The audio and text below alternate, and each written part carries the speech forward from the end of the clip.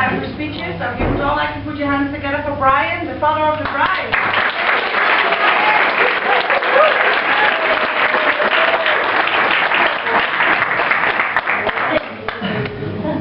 Good afternoon, ladies and gentlemen, boys and girls.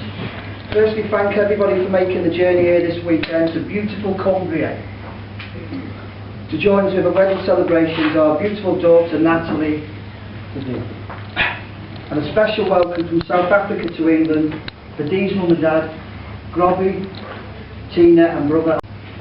Way back in the late 1970s, a very young couple got married and soon after brought into the world a beautiful girl, Natalie, and a few years later, our son Andrew. I quote, family complete by the wonderful Auntie Dolly at the time.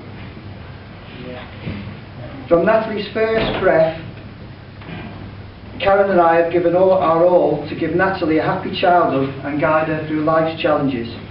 Helped in the early days by Natalie's closest friend at the time, here today. Who's that? You know? My closest friend. In the early days of the chat life. Who was your closest friend? Karen. We can't forget. Looking a bit draggled.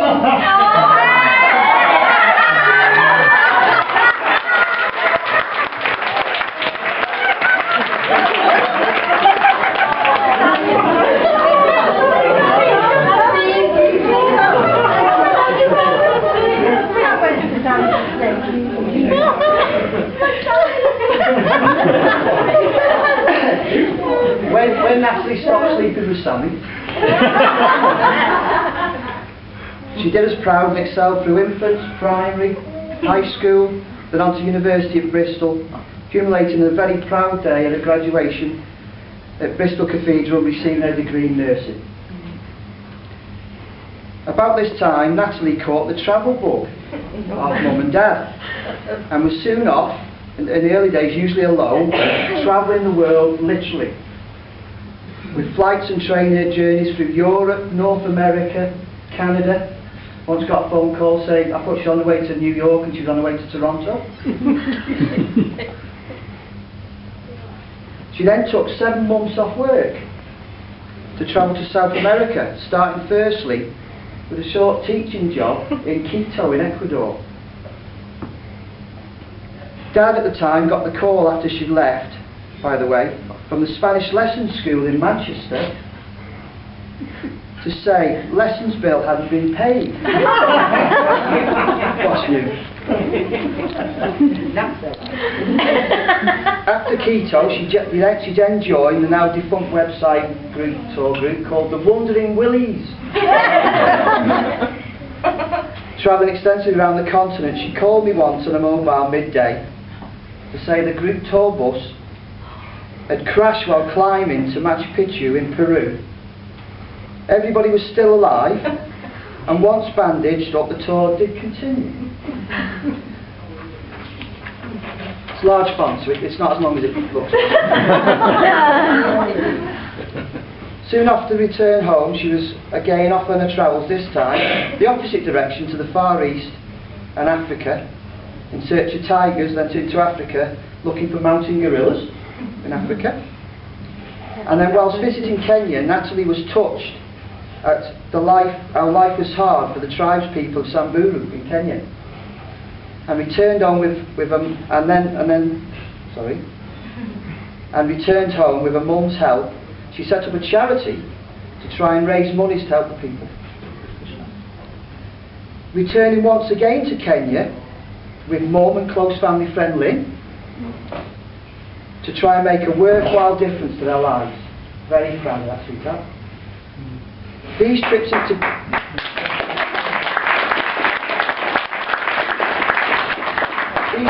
Kenya in particular sum up, in my opinion, what a caring person she's grown up to be. You know, all this foreign travel and possible danger over the years, you start to take it all for granted. That changed for me on Sunday the 8th of June 2008. Yeah? At an XRAF base in Lincolnshire.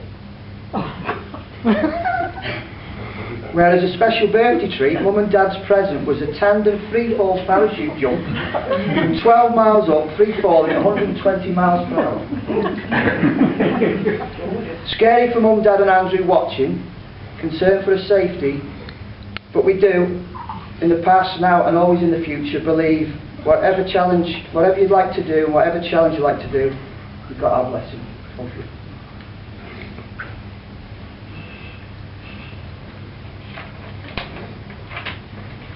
After the safe landing, back at the Aerodrome Clubhouse, they sell you the DVD, shot by the second free-faller with the camera. At this point, while Karen, Natalie and Andrew sat watching and now edited to adrenaline-rushing music, wasn't it? I stood behind, and at that point, when the camera zoomed in on Natalie's wind-stretched face, pop-out eyes and a broad smile, I realised she lives life to the full and you mustn't take anything for granted. And I thank God my daughter was safe back on terra firma and that I love and cherish her dearly. A month passed, and then one evening that July 2008, whilst picking up Natalie's mum and gran from a Diana Ross concert at the Echo Arena in Liverpool, I was told that Natalie and a young man she started dating in Manchester were also at the concert.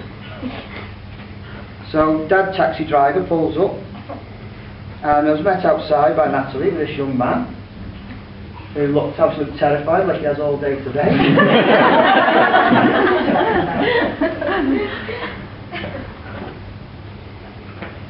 And I got out the car and was introduced to seeing a very shy and polite young man who all grovel, who had and still has a very firm handshake. You've already noticed. From that day on, Dee became a big part of Natalie's and our lives. This added to Natalie's new job in NHS Patient Choice. We could see Natalie's happiness levels rocket upwards daily. Last few years. Dee, you're a credit to your family and your country. And you choosing to start a new life in our country with Natalie is a great thrill to us. And rest assured that you both will have our continued love and support, now and always, as you start married life together. Welcome to the family, son.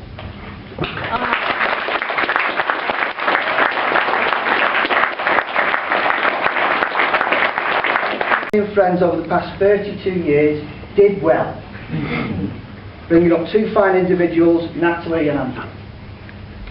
Natalie, we're proud to have brought you up and thrilled at your achievements so far in life. We assure your future with Dee at your side will continue to be even more rewarding. And from the bottom of our hearts, we love and dearly and give you our best wishes. Last page.